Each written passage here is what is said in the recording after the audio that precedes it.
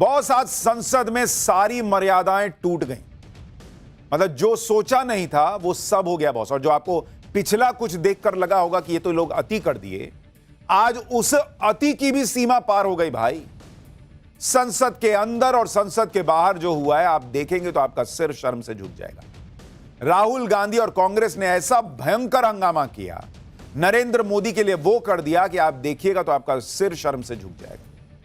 संसद में आज ऐसा क्या हुआ, इसके बारे में आज आपको डिटेल में बताऊंगा। कैसे नरेंद्र मोदी को मां की गाली तो पड़ ही गई इस देश के अंदर। नरेंद्र मोदी को चाय बेचने वाला, नीच, पता नहीं क्या क्या कहा जा चुका है इस देश के अंदर। लेकिन आज तो वो भी हो गया जो एक देश के प्रधानमंत्री के साथ संसद में हो जाएगा, किसी ने सोचा नहीं था। लेकिन देखिए कि 3 दिन से राहुल गांधी संसद में ताल ठोक रहे हैं, किताब लहरा रहे हैं, चीन की बात कर रहे हैं, ट्रंप की बात कर रहे हैं, ट्रेड डील की बात कर रहे हैं और नरेंद्र मोदी को चैलेंज पे चैलेंज दे रहे हैं। लेकिन मोदी के खिलाफ ताल ठोकते राहुल गांधी और कांग्रेस आज डर गए क्या? आज नरेंद्र मोदी को लोकसभा में बोलना था और सब जानते हैं कि नरेंद्र मोदी जब संसद में बोलते हैं तो अलग लेवल का बोलते हैं, धज्जियां उड़ा के रख देते हैं। कोई कितना भी उछलता कूदता रहे, जब नरेंद्र मोदी के बोलने पर आती है बात तो वो दूसरों के कान से धुआं निकाल देते हैं। आज पाठशाला का हमारा पहला चैप्टर इसी पर होता कि पीएम मोदी ने लोकसभा में क्या कहा, ट्रेड डील के बारे में क्या देश को बताया, वगैरह वगैरह। राहुल गांधी के चीन वाले हंगामे के बीच पीएम मोदी क्या कह रहे हैं, क्या क्या उन्होंने देश के लिए सामने रखी बात। लेकिन आज संसद में इंडी गठबंधन ने इतना गदर काट दिया बॉस कि प्रधानमंत्री को अपना भाषण टालना पड़ गया। आप सोचिए, यह इस देश की पॉलिटिक्स में हो गया है कि ऐसी राजनीति हुई है संसद में कि देश के प्रधानमंत्री राष्ट्रपति के अभिभाषण पर नहीं बोल पाए। पीएम मोदी आज संसद में भाषण नहीं दे पाए बॉस। और ऐसा बहुत कम होता है जब प्रधानमंत्री का भाषण तय हो और वो टल जाए। सोचिए संसद में इन लोगों ने क्या नहीं किया आज। संसद में हंगामा, पेपर उछालना, नारेबाजी, पोस्टर लहराना, प्लेकार्ड लहराना, इन सबको विपक्ष ने न्यू नॉर्मल बना के छोड़ दिया। लेकिन आज तो विपक्ष एक लेवल आगे बढ़ गया। आप सोचिए, लोकसभा से प्रधानमंत्री का भाषण नहीं होने दिया भाई। और पीएम की सीट के पास जो हुआ है वो तो बताऊंगा तो आपके होश उड़ जाएंगे। नेता विपक्ष राहुल गांधी के पक्ष में माहौल बनाने के लिए कांग्रेस सांसदों ने संसदीय मर्यादाओं की धज्जियां उड़ाकर रख दी। लोकसभा में राहुल गांधी का भाषण नहीं हुआ तो इंडी गठबंधन के सांसदों ने पीएम मोदी का भाषण नहीं होने दिया। पूरा इंडी गठबंधन इसका जश्न मना रहा है कि हमें नहीं बोलने दिया इसलिए हम भी नहीं बोलने देंगे, जबकि राहुल गांधी को नियमों का हवाला देकर बोलने से रोका जा रहा था। यहां तो पीएम को बोलने ही नहीं दिया गया। कांग्रेस कहने लगी कि पीएम डर गए, मोदी भाग गए। ये लोग इसी में फंसे हैं कि संसद में पीएम मोदी को बोलने से रोक दिया। वाह, गजब कर दिया। और आप देखिए कि उधर इंडी गठबंधन में ममता बनर्जी ने अलग खेला कर दिया। वो वकील बनकर सुप्रीम कोर्ट चली गई। पहली बार देश का कोई सिटिंग सीएम खुद पैरवी करने सुप्रीम कोर्ट पहुंच गया। और सुप्रीम कोर्ट में ममता बनर्जी ने क्या किया है जिससे राहुल गांधी को भी देखना चाहिए। बंगाल में क्या हो रहा है वो तो अगले चैप्टर में विस्तार से बताऊं। लेकिन पहले संसद में आज जो हुआ है वो आप मिस नहीं कर सकते। पीएम मोदी का भाषण नहीं हुआ, उधर राहुल गांधी संसद के बाहर एमएम नरवणे की किताब, जो कथित किताब है, उसको लेकर आ गए जो प्रकाशित नहीं हुई है। राहुल गांधी संसद परिसर में किताब लहराने लगे। राहुल गांधी के पास किताब कहां से आई ये वही जानते हैं। राहुल गांधी के एक किताब के जवाब में बीजेपी कौन सी 100 किताबें लेकर आ गई। संसद में किताब वर्सेस किताब कैसे हो गया। आज राहुल गांधी ने कौन सा नया कांड कर दिया कि बीजेपी उनके खिलाफ सड़क पर उतर आई। राहुल गांधी ने पीएम मोदी के मंत्री को गद्दार कहकर हंगामा कैसे खड़ा कर दिया। संसद के बाहर सिखों के अपमान पर राहुल गांधी घिर गए तो संसद के अंदर कांग्रेस दलितों के अपमान पर कैसे गिर गई। भारत यूएस ट्रेड डील पर पीएम मोदी को घेरने की प्लानिंग क्या कर रहा था इंडी गठबंधन। और अमेरिका में ट्रंप के मंत्री ने क्या कह दिया जो इंडी गठबंधन के एजेंडे की हवा निकाल रहा है। पीएम की सीट के पास आज इन लोगों ने क्या किया है सब दिखाऊंगा बॉस। लेकिन पहले एक झलक देखिए।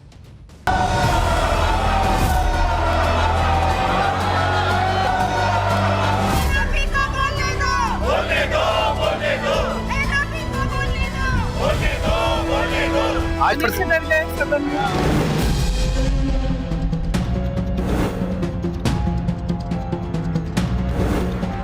नारायण जी की किताब है, इसमें उन्होंने पूरा अकाउंट लिखा है। मेन लाइन है जो प्रधानमंत्री ने कही, जो उचित समझो वो करो। नेहरू साहब के पीए हुआ करते थे, वो कर रहे हैं। अमेज़न से खरीदी की गई प्रकाशित किताब है, उससे कोट नहीं करने दे रहे। आप नियम कह रहे हो कि ये नियम का उल्लंघन है। Here is a printer walking right by. Take a look at the place. That's what it looks like. Hello, brother. My printer friend. कृषि और दुग्ध क्षेत्रों के हितों की रक्षा सुनिश्चित करने में सफल रहा है। ये डील नहीं ढील हुई है।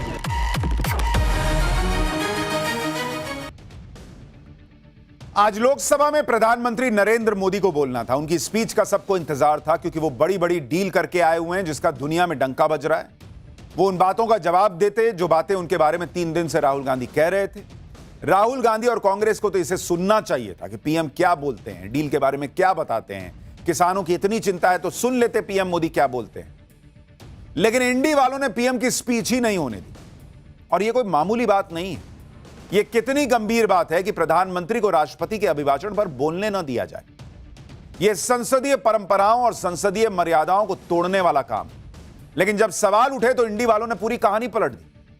कहने लगे कि मोदी डर के भाग गए, इसलिए लोकसभा में आज आए ही नहीं।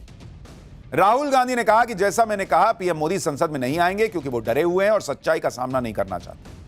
कांग्रेस सांसद प्रियंका वाड्रा ने कहा कि पीएम मोदी डर गए हैं। टीएमसी सांसद कल्याण बनर्जी कहने लगे कि पीएम मोदी डर के भाग गए। महुआ मोइत्रा कहने लगी कि जब जब मोदी डरता है संसद छोड़कर भागता है, उनके पास कहने को कुछ नहीं है। सपा सांसद डिंपल यादव कहने लगी कि हमें तो उम्मीद थी कि पीएम मोदी आएंगे, संसद में बोलेंगे, लेकिन वो संसद में मौजूद नहीं रहे आज।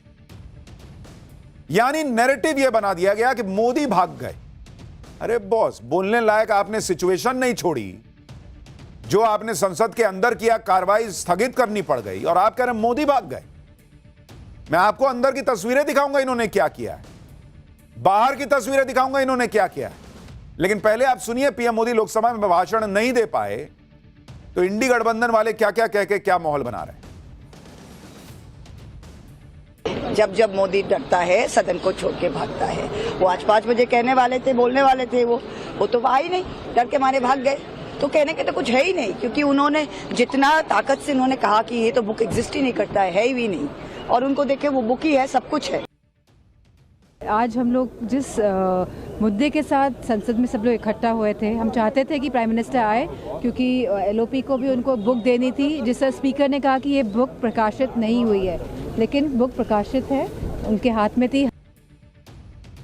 एलओपी को प्रधानमंत्री को बुक देनी थी, इतना ही उनको विश्वास था उस बुक में, तो जाके प्रधानमंत्री के ऑफिस में दे आते। लेकिन राहुल गांधी को और इंडी गठबंधन को प्रधानमंत्री को लोकसभा के अंदर बुक देते हुए फोटो खिंचवानी, दिखाना था कि देखो मैंने बुक दे दिया। उनको बुक देना मकसद नहीं था, बुक्स देते हुए दिखना मकसद।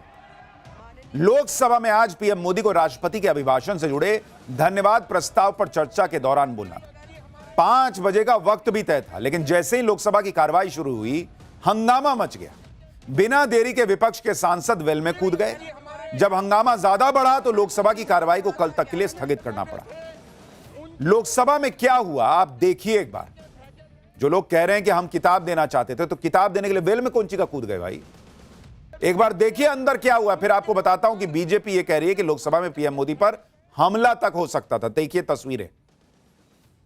कल हमारा दिनांक 5 फरवरी 2026 को प्रातः 11 बजे तक के लिए स्थगित की सभापति के कुर्सी पे बैठे थे, उनके ऊपर कागज फाड़ कल हमारा दिनांक 5 फरवरी 2026 को प्रातः 11 बजे तक के लिए स्थगित की सभापति के कुर्सी पे बैठे थे। एक तरफ विपक्ष कह रहा है कि पीएम मोदी तो डर गए, संसद में आए नहीं, भाग गए। विपक्ष के इन आरोपों के बीच आपको संसद के अंदर जो हुआ उसकी तस्वीर दिखाता हूं, एक एक डिटेल बताता हूं। जब लोकसभा में पीएम मोदी को बोलना था, सब प्रधानमंत्री के आने का इंतजार कर रहे थे, तभी कार्रवाई शुरू होते ही कांग्रेस की महिला सांसद वेल की तरफ चली गई। आप देखिए तस्वीरें। ये लोग जहां खड़ी हैं वो प्रधानमंत्री की सीट है बॉस।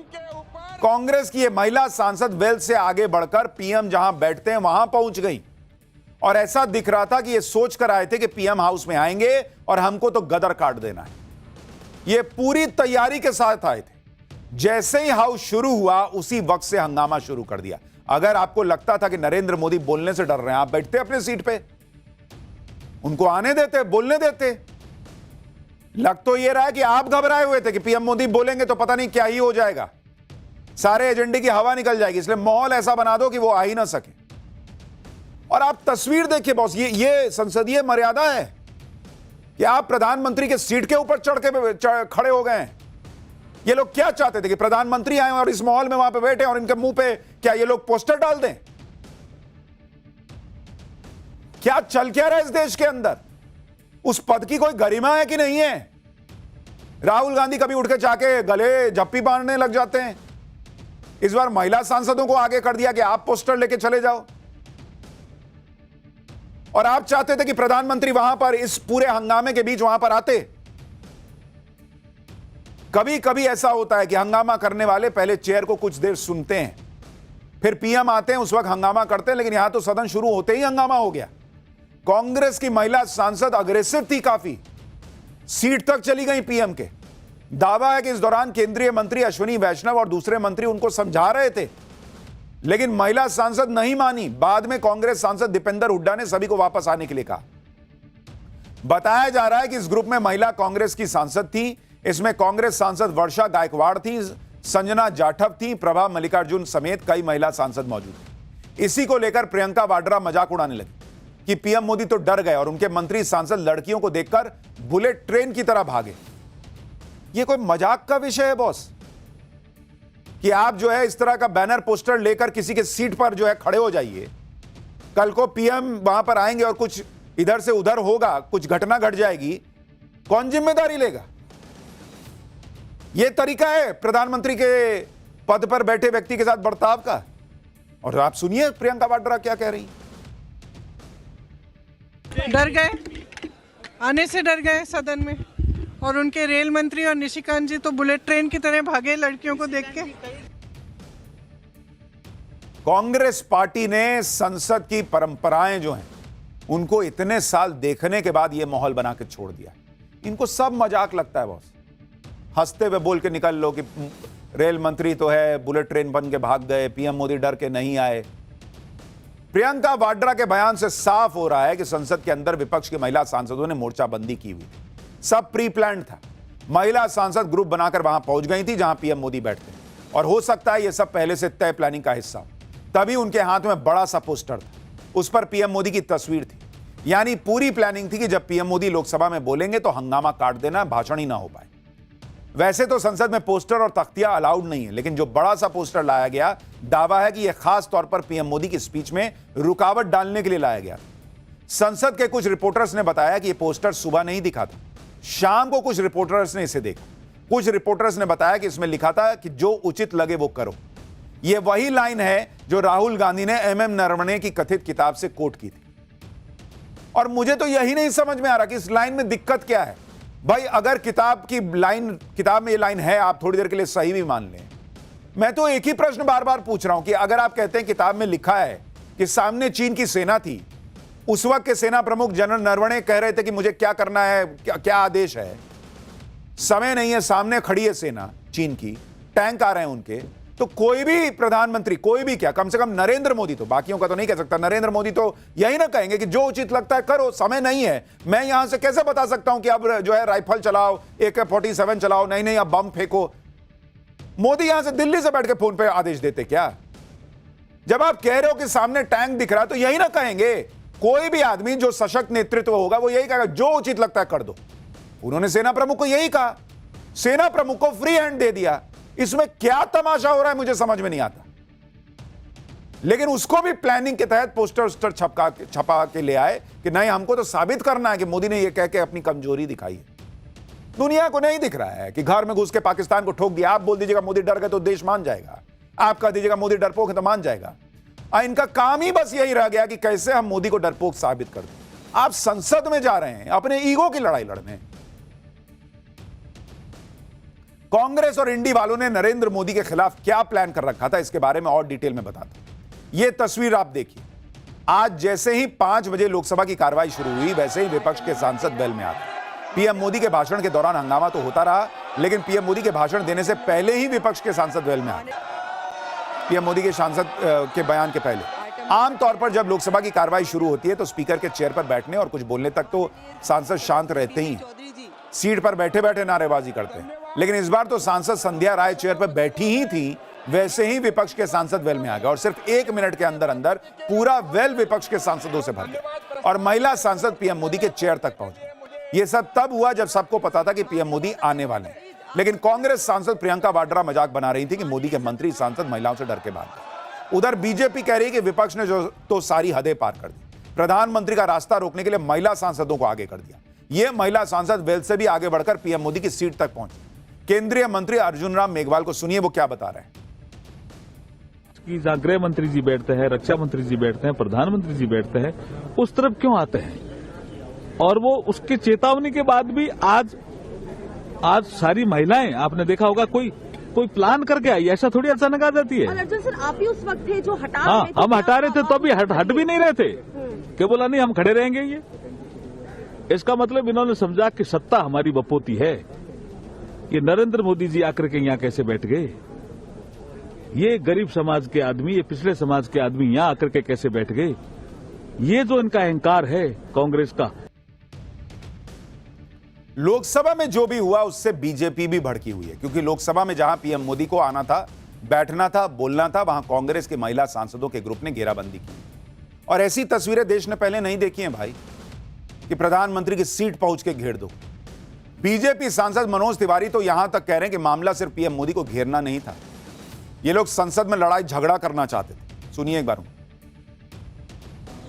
आज तो आप समझ लीजिए कि जो माननीय संध्या जी हैं, जो चेयर पे बैठी थीं, उन्होंने एक बहुत बड़ा बखेड़ा होने से बचा लिया।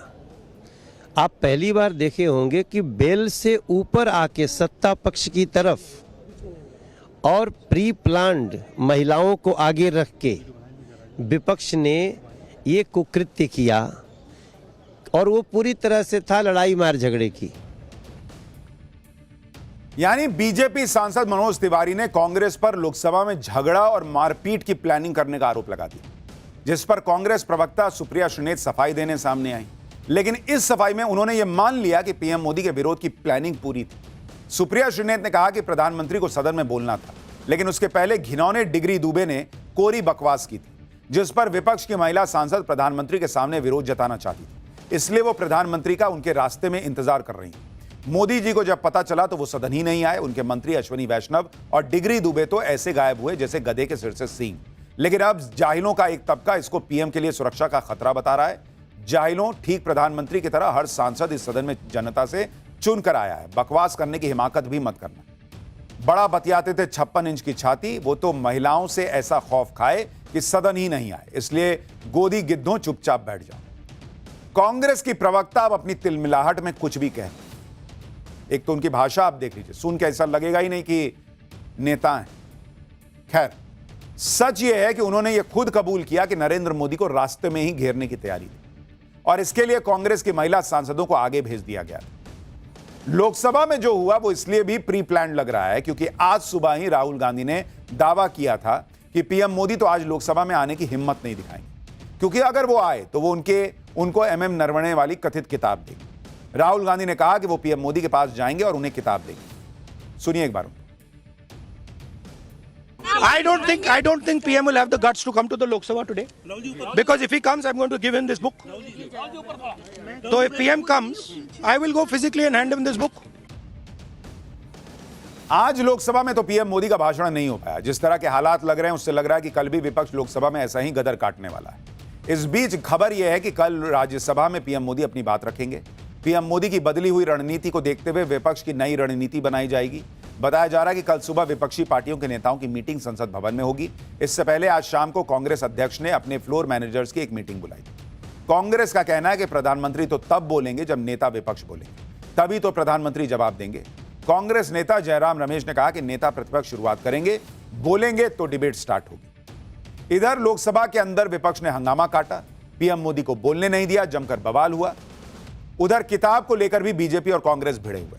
राहुल गांधी आज संसद के बाहर एक किताब ले गए, दावा किया कि यही एमएम नरवणे की किताब है जिससे सरकार सो कॉल्ड डर रही है। उधर बीजेपी सांसद निशिकांत दुबे भी कुछ किताब ले आए, लोकसभा में उनके बारे में बताने लगे, यानी किताब के जवाब में किताब आ गई। राहुल गांधी ने मीडिया के सामने एमएम नरवणे की कथित किताब लहराई, कहा कि जिस बुक को सरकार अनपब्लिश्ड बता रही है वो तो मेरे हाथ में है, ये तो छप चुकी है। जब राहुल गांधी से पूछा गया कि उन्हें ये किताब कहां से मिली तो उन्होंने कहा कि ये किताब विदेश में पब्लिश हो चुकी है, जबकि सरकार इसे यहां पर पब्लिश नहीं होने दे रही। सुनिए एक बार। ये सरकार कह रही है कि किताब है ही नहीं। Speaker has said that this book does not exist. Government has said this book does not exist. Rajnath Singh ji has said this book does not exist. Every youngster in India should see that this book exists. अब तक तो राहुल गांधी संविधान की किताब लहराते थे, अब MM Naravane की कथित किताब लहरा रहे हैं। राहुल गांधी को जवाब देने के लिए बीजेपी सांसद निशिकांत दुबे संसद में बैग भर के किताब ले आए। इसमें ये कई किताबें निशिकांत दुबे ने लोकसभा में दिखाई। निशिकांत दुबे नेहरू से लेकर सोनिया गांधी तक पर सवाल उठाने वाली किताबें लेकर आए। हालांकि जैसे ही निशिकांत दुबे इन किताबों के बारे में बताने लगे, स्पीकर ने उन्हें भी ऐसा करने से रोका। इस दौरान इतना हंगामा बढ़ गया कि संसद की कार्रवाई स्थगित करनी पड़ी। देखिए निशिकांत दुबे कौन सी किताबें लाए थे। पहली किताब यह है एडवीना एंड नेहरू। भारत जो स्वतंत्र हुआ तो किस तरह से पाकिस्तान का बंटवारा हुआ और किस तरह से भारत के पहले प्रधानमंत्री अय्याशी कर रहे थे, इस किताब में मैं उसका जिक्र करना चाहता हूं, मैं उसको कोट करना चाहता हूं। दूसरी किताब है सर, जो मथाई साहब जो नेहरू साहब के पीए हुआ करते थे, वो कह रहे हैं कि इंदिरा गांधी के साथ उनके व्यक्तिगत संबंध थे और उन्होंने भ्रष्टाचार के आरोप में जो है उनको हटाया। यानी निशिकांत दुबे ऐसी किताबें उठाकर ले आए जिसकी चर्चा करने से उनका दावा था कि भाई गांधी परिवार की छीछा-लेदर हो जाएगी। किताब वर्सेस किताब शुरू हो गया। संसद के अंदर किताब कांड के बाद आज राहुल गांधी ने संसद के बाहर नया कांड कर दिया। इससे राहुल गांधी बीजेपी के निशाने पर आ गए। दरअसल राहुल गांधी आज संसद के बाहर अपनी पार्टी के सस्पेंड सांसदों के साथ प्रदर्शन में शामिल हुए। कांग्रेस सांसद हाथों में तख्तियां लेकर प्रदर्शन और नारेबाजी कर रहे। इसी दौरान संसद के अंदर जा रहे केंद्रीय मंत्री रवनीत सिंह बिट्टू का राहुल गांधी से सामना हो गया। रवनीत सिंह बिट्टू पहले कांग्रेस में थे, अब बीजेपी में आ गए। राहुल गांधी ने उनको गद्दार कह दिया, जिस पर रवनीत सिंह बिट्टू ने भी तुरंत पलटवार किया और राहुल गांधी को देश का दुश्मन बता दिया। आप देखिए वहां पे कैसे कॉलेज के बाहर जैसे लड़के करते हैं ना, उस तरह का व्यवहार चल रहा है भाई। राहुल गांधी एक सांसद को कह रहे हैं कि भाई पार्टी छोड़ के चला गया तो गद्दार है। सुनिए जरा। Here is a traitor walking right by. Take a look at the face. That's what it looks like. Hello, brother. My traitor friend. Surrender. Don't worry, you'll come back. Surrender. Yes,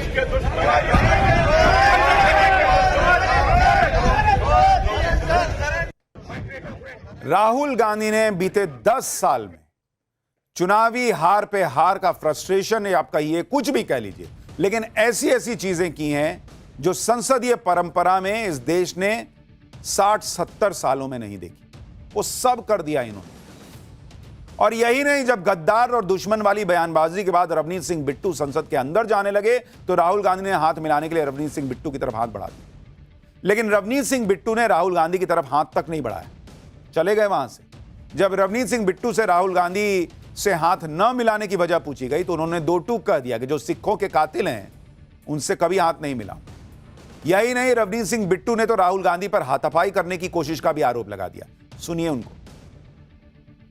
video में देखिए, या मतलब उसके बाद वो मेरे से आगे मारपीट तक बढ़ना चाह रहे थे।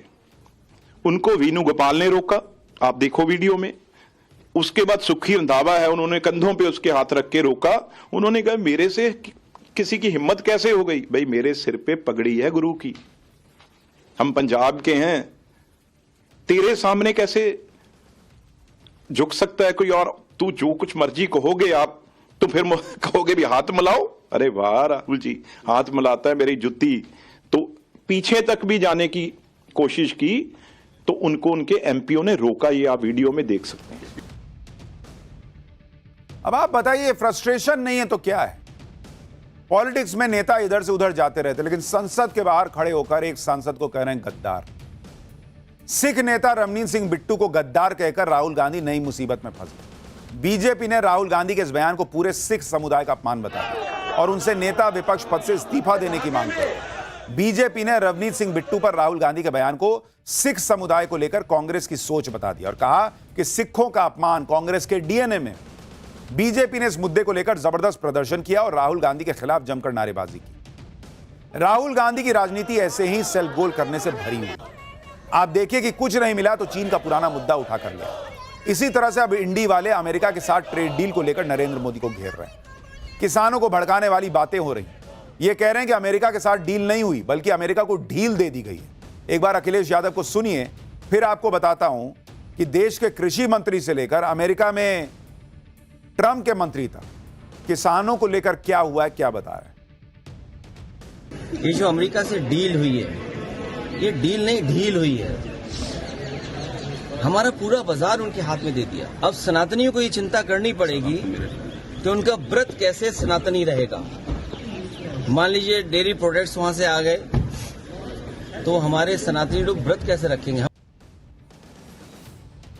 अखिलेश यादव कह रहे हैं मान लीजिए वहां से डेयरी प्रोडक्ट आ गए। अगर आप इतना कॉन्फिडेंट हैं कि सरकार ने डेयरी का दरवाजा खोल दिया है तो खुल के बोलिए कि वहां से डेयरी प्रोडक्ट आएगा, आप सनातनी नहीं रह जाएंगे। लेकिन आपको खुद पता है कि ऐसा नहीं हुआ है, या आप अभी डील के बारे में जानते नहीं, इसलिए कह रहे हैं कि अगर वहां से डेयरी प्रोडक्ट आ गया तो आप कैसे सनातनी रहिएगा। तो जब नहीं पता तो कुछ देर इंतजार कर लीजिए सुनने का। ट्रेड डील पर यह भ्रम का माहौल बनाना शुरू किया था राहुल गांधी ने, जिनका पूरा नैरेटिव ही इस ट्रेड डील से खत्म हो गया। कृषि मंत्री शिवराज सिंह चौहान ने भी अमेरिका के साथ हुई डील का विरोध करने के लिए राहुल गांधी को निशाने पर लिया। शिवराज ने राहुल गांधी को झूठ की दुकान और भ्रम फैलाने की मशीन तक कह दिया और कहा कि भारत अमेरिका ट्रेड डील से किसानों के हितों के साथ कोई समझौता नहीं किया गया है। भारतीय किसानों के सभी हित सुरक्षित रखे गए हैं। सरकार ने डेयरी और अनाज को पूरी तरह सुरक्षित रखा है। शिवराज सिंह चौहान ने कहा कि ऐसा कोई समझौता नहीं हुआ है जिससे देश को नुकसान हो। इस डील से देश के किसानों को फायदा ही होगा। कृषि मंत्री ने यह भी कहा कि Bharat America trade deal PM Modi के उस कमिटमेंट के तहत हुई है जिसमें उन्होंने कहा था कि कितना भी नुकसान हो जाए लेकिन किसानों के हित में आंच नहीं आने दूंगा, और उन्होंने आंच नहीं आने दी। आज लोकसभा और राज्यसभा में भारत अमेरिका ट्रेड डील पर बोलते हुए कॉमर्स मिनिस्टर पीयूष गोयल ने भी साफ कर दिया कि इसमें भारत के कृषि और डेयरी क्षेत्र के हितों की रक्षा सुनिश्चित की गई। सुनिए पीयूष गोयल। भारतीय पक्ष अपने संवेदनशील क्षेत्रों विशेषकर कृषि और दुग्ध क्षेत्रों के हितों की रक्षा सुनिश्चित करने में सफल रहा है। खाद्य और कृषि क्षेत्र में भारत की प्रमुख संवेदनशीलता का पूर्णतः ध्यान रखा गया है। वाणिज्य मंत्री संसद में खड़े होकर कह रहे हैं कि कृषि क्षेत्र और डेयरी क्षेत्र के जो भी सेंसिटिव मामले थे उनको सुरक्षित रखा गया है। फिर हंगामा क्यों हो रहा है? और अगर डील की डिटेल सामने आने के बाद कुछ गलत दिखे तो हंगामा कीजिए, इसमें कौन मना कर रहा है। लेकिन एक बड़ा लॉजिकल बात आपसे पूछता हूं। 6 महीने पहले जब डोनाल्ड ट्रंप ने 25% और फिर 50% टैरिफ लगाया, जब तब नरेंद्र मोदी ने कह दिया कि नहीं, भारत नहीं झुकेगा और हम किसानों के हितों के साथ समझौता नहीं करेंगे, हम डेयरी मार्केट नहीं खोलेंगे आपके लिए पूरी तरीके से, तो जब तब नहीं उन्होंने कॉम्प्रोमाइज किया, तो अब जब mother of all deal sign कर ली, जब दुनिया भर के देश भारत से सट गए, भारत 6 महीने का तूफान झेल गया, उससे और बेहतर होकर निकल आया, तब नरेंद्र मोदी समझौता कर लेंगे। अगर करना होता तो 6 महीने पहले नहीं किए होते, जब प्रेशर बन रहा था। उस वक्त तो नरेंद्र मोदी सामने खड़े हो गए कि नहीं, मेरे किसानों के को नहीं छूने दूंगा। और अब मोदी 6 महीने बाद इनके हिसाब से कहेंगे नहीं, काम करते ना, 6 महीने पहले जो नहीं किया था अब कर लेता हूं। कोई लॉजिक है इस बात का? सरकार लगातार कह रही है कि अमेरिका के साथ ट्रेड डील में किसानों के हितों से कोई समझौता नहीं किया गया, लेकिन कांग्रेस और इंडी गठबंधन वालों को यह बात समझ में या तो आ नहीं रही या वो समझना चाहते नहीं है। जबकि आप देखिए, यही बात अमेरिका के ट्रेड रिप्रेजेंटेटिव जेमिसन ग्रियर ने भी कही, जो खुद भारत अमेरिका ट्रेड डील में एक नेगोशिएटर भी हैं। जेमिसन ग्रियर ने साफ कहा कि भारत कृषि उत्पादों पर अपना कंट्रोल बनाए रखेगा। भाई, यहां के लोगों पे भरोसा नहीं होता ना, अपने देश के मंत्री प्रधानमंत्री पे भरोसा नहीं है। अमेरिका वाले को तो सुन लो, वो भी कह रहा है कि भारत ने समझौता नहीं किया है। यानी अमेरिकी व्यक्ति जो नेगोशिएशन में शामिल था वो भी कह रहा है कि भारत ने अपने की एरिया से कॉम्प्रोमाइज नहीं किया।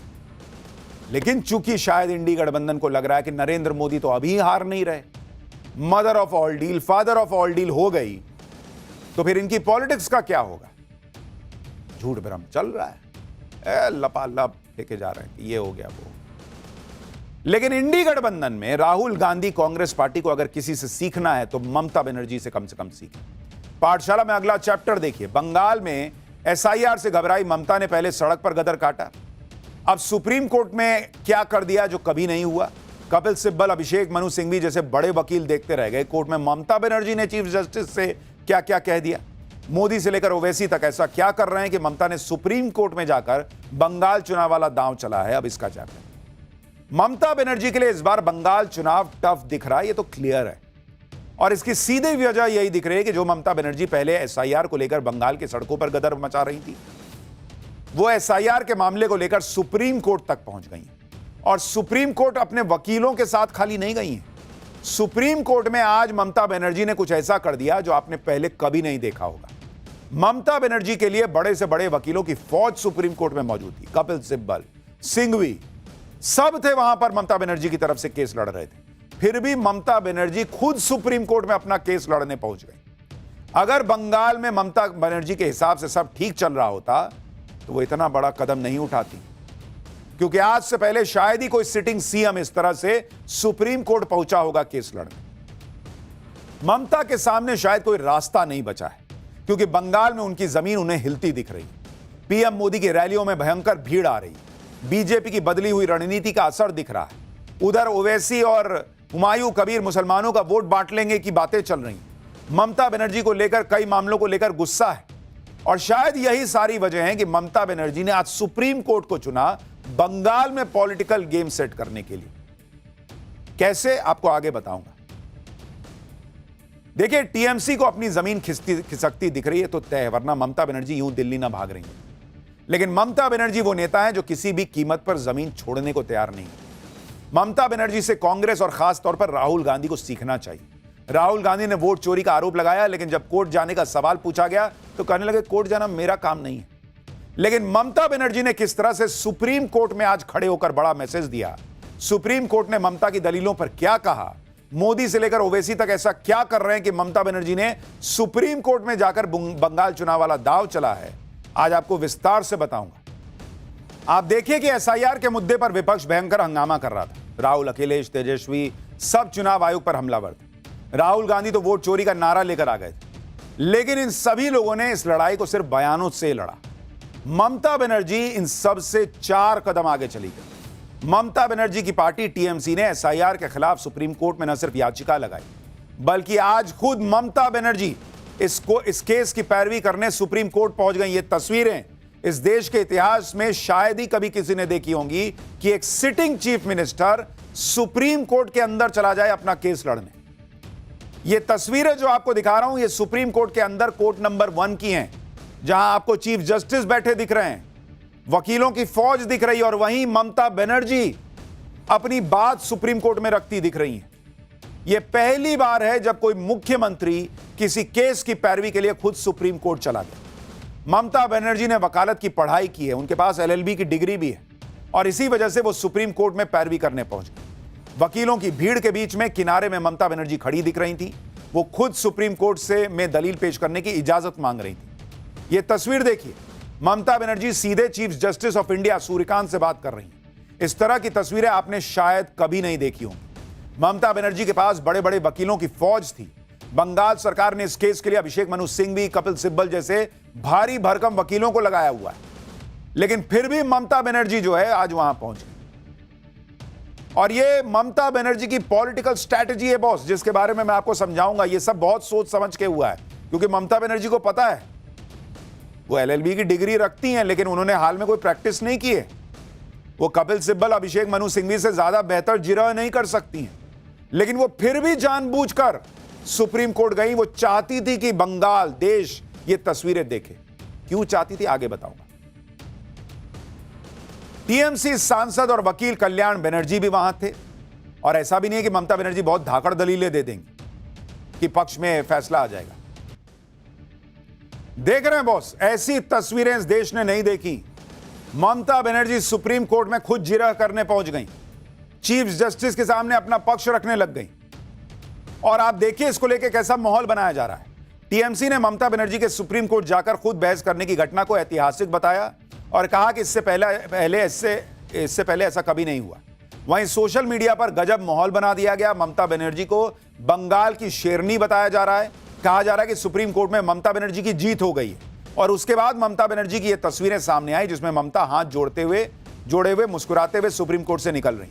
यानी ममता बनर्जी ने सुप्रीम कोर्ट से बंगाल की पब्लिक को मैसेज भेज दिया कि देखो मैं हूं वो जो लड़ रही। कोर्ट का फैसला जो भी हो बॉस, लेकिन पॉलिटिकल नैरेटिव के वॉर में ममता बनर्जी ने लीड ले ली। उन्होंने बंगाल की पब्लिक को दिखा दिया कि भाई राहुल गांधी खाली बोलते हैं वोट चोरी। मैं देखो जो कह रही हूं कि एसआईआर में गड़बड़ी हो रही है, अगर मैं झूठ बोल रही होती तो मैं सुप्रीम कोर्ट जाती। उनको पता है कि उनके दलील देने से सुप्रीम कोर्ट का फैसला नहीं आना है, सुप्रीम कोर्ट का फैसला मेरिट पे आना है। लेकिन ये तस्वीर, ये फोटो, ये वीडियो, ये विजुअल बंगाल में गली गली में घूम गया बॉस। बंगाल में लोग चर्चा करने लगेंगे कि हां यार कुछ तो बात है, ये लड़ने पहुंच गई सुप्रीम कोर्ट, कुछ तो हो रहा होगा। बंगाल की शेरनी वाला मैसेज जो है वो लोगों के बीच जाने लग गया कि ममता में कुछ बात तो है। और ममता बनर्जी यही चाहती थी कि कम से कम इस वक्त जो गुस्सा है वो कम हो और बंगाल की प्राइड का मामला जो है वो उठे और वो बंगाल की प्राइड को लीड करने वाली महिला के तौर पे दिखे, और इसलिए वो सुप्रीम कोर्ट गई थी। ममता बनर्जी ने आज जो किया यही काम वो पिछले 3 दिन से कर रही। ममता बनर्जी पिछले 3 दिन से दिल्ली में, कभी वो प्रेस कॉन्फ्रेंस में एसआईआर से पीड़ित लोगों को लेकर पहुंच जाती हैं, कभी दिल्ली के बंग भवन की सुरक्षा में तैनात पुलिसकर्मियों से उलझ जाती हैं। सुरक्षाकर्मी जो शांति से भी खड़े होते हैं, ममता बनर्जी उनसे बात करने लगती हैं, फिर बाद में आरोप लगाती हैं कि दिल्ली पुलिस की तरफ से धमकी दी जा रही है।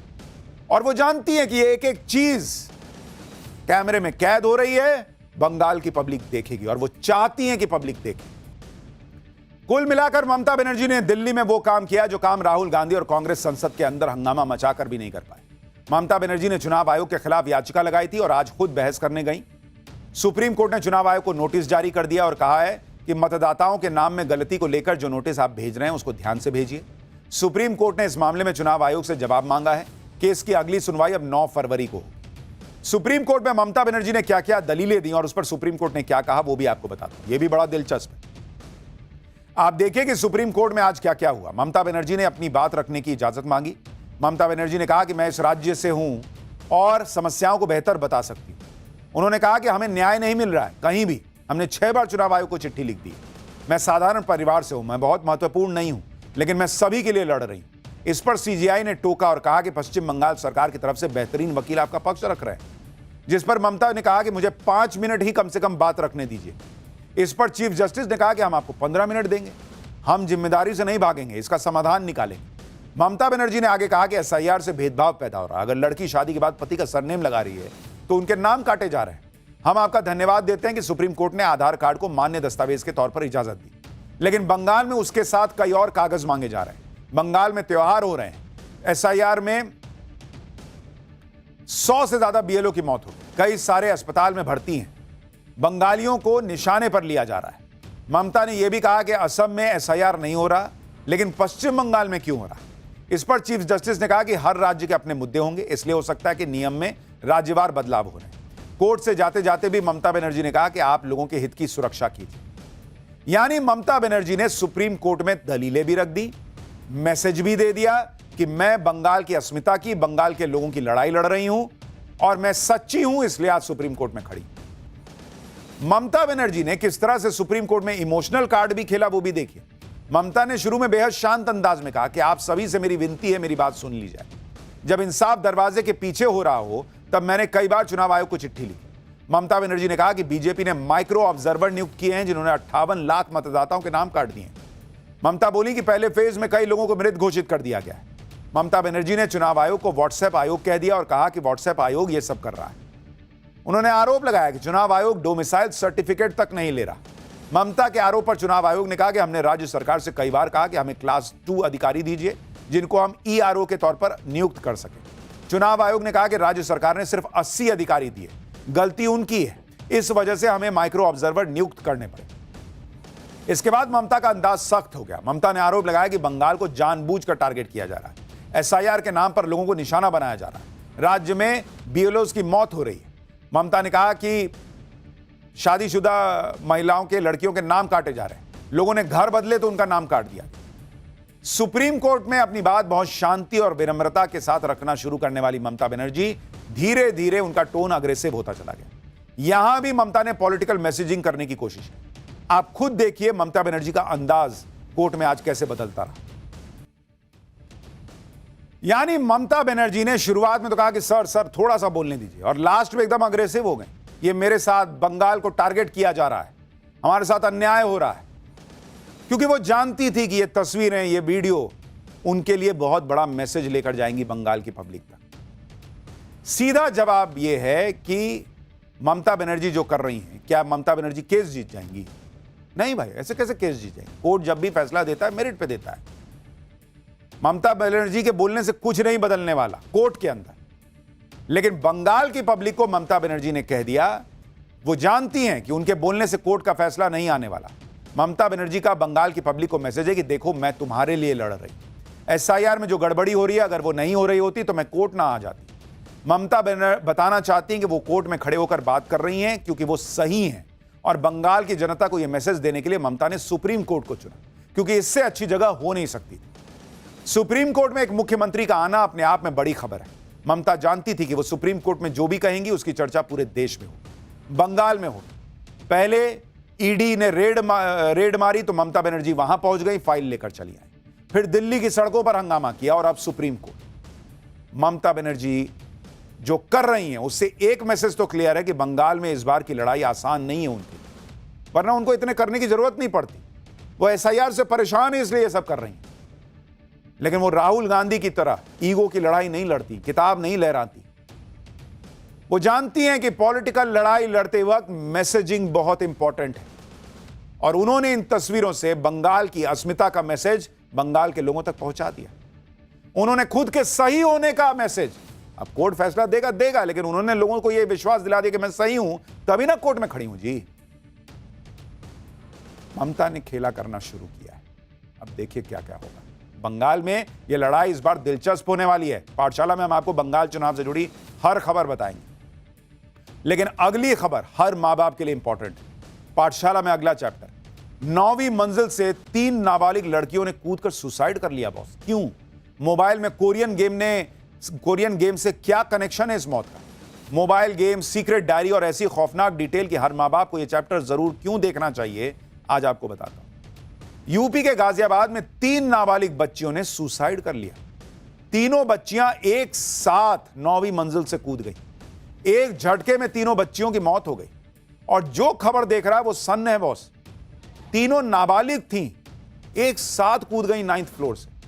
क्योंकि जिस उम्र में बच्चे खिलौनों से खेलते हैं, उस उम्र में ये बच्चियां मौत का एक ऐसा गेम खेल रही थी जिसमें सुसाइड करना टास्क था। बताया जा रहा है कि तीनों बच्चियों को मोबाइल की लत थी। मोबाइल के जरिए ही वो कोरियन कल्चर और कोरियन गेम फॉलो करने लगे, और जब उनसे फोन छीन लिया गया तो तीनों ने सुसाइड कर लिया। इस सनसनीखेज सुसाइड मिस्ट्री के सेंटर में कोरियन गेम है। बताया जा रहा है कि तीनों बच्चियां पूरे दिन कोई कोरियन गेम खेलती थी। ऐसी आशंका जताई जा रही है कि इसी कोरियन गेम में ही इन बच्चियों को ऐसा टास्क दिया गया था जिसकी वजह से तीनों ने सुसाइड कर लिया। पुलिस को जो सबूत मिले हैं वो भी चौंकाने वाले हैं। सुसाइड से पहले बच्चियों ने सीक्रेट डायरी बनाई थी जिसमें जान देने की बात लिखी हुई है। इसके साथ ही दीवार पर बच्चियों ने मैसेज भी छोड़ा है। दिल दहला देने वाली इस घटना की एक एक डिटेल आपको बताऊंगा। ऑनलाइन गेम और मोबाइल की लत कैसे छोटे छोटे बच्चों की जान पर भारी पड़ती जा रही है, इससे कैसे छुटकारा पाया जा सकता है, इस सब की बात करूंगा। पहले तो आपको इस घटना की पूरी डिटेल बताता हूं, आप खुद सन्न रह जाएंगे। रात के 2 बजे गाजियाबाद की high rise Bharat city society में चीख पुकार मच गई। बिल्डिंग के पार्किंग एरिया में 3 बच्चियों की डेड बॉडी पड़ी हुई। तीनों बच्चियां खून से लथपथ थी। शुरू में तो लोगों को समझ ही नहीं आया कि हुआ क्या। लोगों ने यह तो देखा कि बच्चियां बिल्डिंग से गिर गई हैं, लेकिन किसी को यह यकीन नहीं हो रहा था कि इन्होंने सुसाइड किया। आप सुसाइड करने वाली बच्चियों की उम्र सुनिए। सबसे बड़ी निशिका की उम्र 16 साल थी, उससे छोटी प्राची की उम्र 14 साल थी, जबकि पाखी की उम्र 12 साल। यह परिवार सोसाइटी के 9वें फ्लोर पर रहता था। जिस कमरे से बच्चियों ने छलांग लगाई वो अंदर से लॉक था। ऐसे में पुलिस दरवाजा तोड़कर अंदर घुसी। खिड़की के पास रखा वो स्टूल भी दिखा जिस पर चढ़कर बच्चियों ने खिड़की से छलांग लगाई। बताया जा रहा है कि तीनों बच्चियां कोई ऑनलाइन कोरियन गेम खेलती थी। और इसी गेम के चलते वो अक्सर पूरे परिवार से अलग एक कमरे में रहने लगी थी। पुलिस ने जब बच्चों का कमरे का दरवाजा खोला तो कई सारी फैमिली फोटो जमीन पर राउंड शेप में रखी हुई थी। इसे भी गेम का कोई हिस्सा माना जा रहा है। बताया जा रहा है कि इस गेम में 50 टास्क थे और तीनों बहनें आखिरी टास्क पर पहुंच चुकी थी। इस गेम में तीनों बच्चियों ने एक ग्रुप भी बनाया था जिसमें बीच वाली बहन बॉस थी। वो अपनी दोनों बहनों को ऑर्डर देती। बच्चियों के माता पिता समझ ही नहीं पाए कि बच्चियां क्यों ऑर्डर दे रही और ग्रुप क्यों बनाया गया है। सुनिए बच्चियों के पिता ने क्या बताया। हमें तो आज पता लगा कि वो टास्क चल रहा था कि वो उसमें एक ग्रुप बनी हुई थी कि जी मैं एक सीनियर हूँ, वो उसके ऑर्डर मान रहे थे। मैं सोच रहा गेम खेल रहे हैं जी। कोई गेम के दौरान कोई बॉस भी था क्या? उन्होंने बताया कौन बॉस था? हाँ, प्राची थी वो। करीब मैं इनकी बॉस हूँ और ये मेरा ऑर्डर फॉलो करते हैं। मैंने सोचा कोई गेम खेल रहा हूँ। हम भी बचपन में खेलते थे, बहुत सारे अकेले रहते थे। वो जहाँ भी रहते थे हम उनके कमरे में पहुंच जाते थे ना, तो वो दूसरे कमरे में चले जाते थे खेले। इन बच्चियों पर कोरियन ऑनलाइन गेम इतना हावी हो गया था कि ये बच्चियां कोरियन कल्चर फॉलो करने लगी। घर में बच्चियों के जो स्कूल के बैग मिले हैं उस पर कोरियन पॉप स्टार की फोटो है। यह भी बताया जा रहा है कि तीनों बच्चियां कोरियन गाने सुनती थी, कोरियन पॉप स्टार को फॉलो करती थी, ऑनलाइन गेम्स भी कोरियन खेलती थी। स्कूल में अपना नाम कोरियन भाषा में बताती थी। मोबाइल की स्क्रीन पर लड़कियों की तस्वीर थी, उस पर कोरियन भाषा में उनके नाम लिखे थे। लड़कियों की मां भी कह रही है कि कोरियन गेम ने मेरी लड़कियों को मार दिया। पुलिस को घर की दीवार पर एक मैसेज भी मिला जिसमें अकेलेपन का और इमोशनल मैसेज लिखा हुआ है। दीवार पर बच्चियों ने 2 मैसेज लिखकर काट भी दिए जिसमें लिखा था, मैं बहुत बहुत अकेली हूं, मेरी जिंदगी बहुत बहुत अकेली है। पुलिस को बच्चियों का सुसाइड नोट भी मिला है जिसके पहले पन्ने पर लिखा है, इस डायरी में जो कुछ भी लिखा है वो सब पढ़ लो क्योंकि ये सब सच है, अभी पढ़ो, सॉरी पापा। इसके नीचे रोने वाली इमोजी भी बनी है। इसमें जिस डायरी की बात की गई है वो 8 पन्नों की पॉकेट डायरी है जिसमें बच्चियों ने अपने माता पिता से माफी मांगते हुए अपनी पूरी कहानी दर्ज की। इस सुसाइड नोट को बच्चियों के पिता ने भी पढ़ा था। उन्होंने बताया कि सुसाइड नोट में लिखा था कि मम्मी पापा पूरी डायरी ध्यान से पढ़ना क्योंकि इसमें लिखा हर शब्द सच्चा है। पापा सॉरी, हम कोरिया नहीं छोड़ सकते, कोरिया हमारी जिंदगी है और कोरियन हमारी जान है, आप हमें नहीं छुड़ा सकते, सॉरी हम जान दे रहे। आप सोचिए किस तरह का माहौल रहा होगा कि छोटी छोटी बच्चियों ने जान दे दी। और इसलिए बहुत ज़रूरी है, बच्चों को आप मोबाइल दे रहे हैं, गेम खेलने दे रहे हैं, उसकी समय सीमा तय कीजिए, उनके साथ खेलिए। वो आप इस कमरे में जा रहे हैं, वो दूसरे कमरे में जा रहे हैं, ये एक संकेत है बॉस कि मामला ठीक नहीं है। खैर अभी पुलिस की जांच आगे बढ़ेगी तो और बातें पता चलेंगी, लेकिन इस देश ने सबको झकझोर के रख दिया। For more of such videos, do like, share and subscribe to ET Now Swadesh.